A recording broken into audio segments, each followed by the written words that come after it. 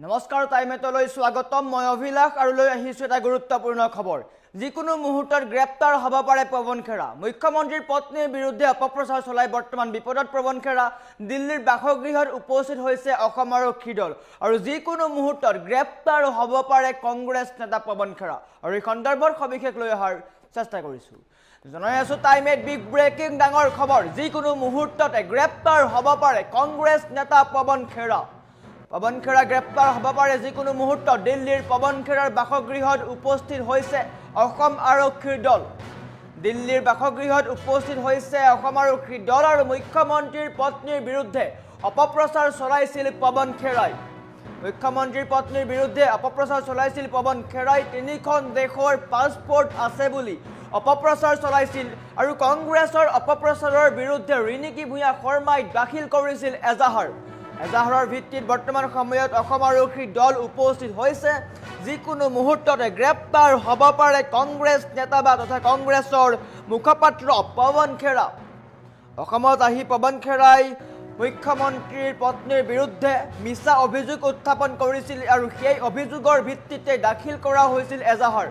crime ব্ৰাঞ্চত এজাহাৰ দাখিল কৰা হৈছিল আৰু বৰ্তমান দিল্লীৰ বাসগৃহত উপস্থিত হৈছে অসম আৰক্ষীৰ দল আৰক্ষী তদন্ত চলাই থকা হৈছে আৰু যিকোনো মুহূৰ্তত গ্ৰেপ্তাৰ হ'ব পাৰে পৱন খেৰাৰ বাসগৃহত উপস্থিত হৈছে অসম আৰক্ষীৰ দল নিজামুদ্দিনৰ D12 বাসগৃহত উপস্থিত হৈছে অসম আৰক্ষীৰ দল আৰু পৱন খেৰাৰ বিৰুদ্ধে ক্ৰাইম ব্ৰাঞ্চত ৰুজু হৈছিল গোচৰ ডিচিপি দেৱজিৎ নাথৰ নেতৃত্বত উপস্থিত হৈছে অসম আৰক্ষীৰ দল অসম আৰক্ষীৰ লগতে উপস্থিত হৈছে দিল্লী আৰক্ষীৰ লোকো দিল্লী আৰক্ষী উপস্থিত হৈছে আৰু যিকোনো মুহূৰ্তত গ্ৰেপ্তাৰ হ'ব পাৰে কংগ্ৰেছ নেতা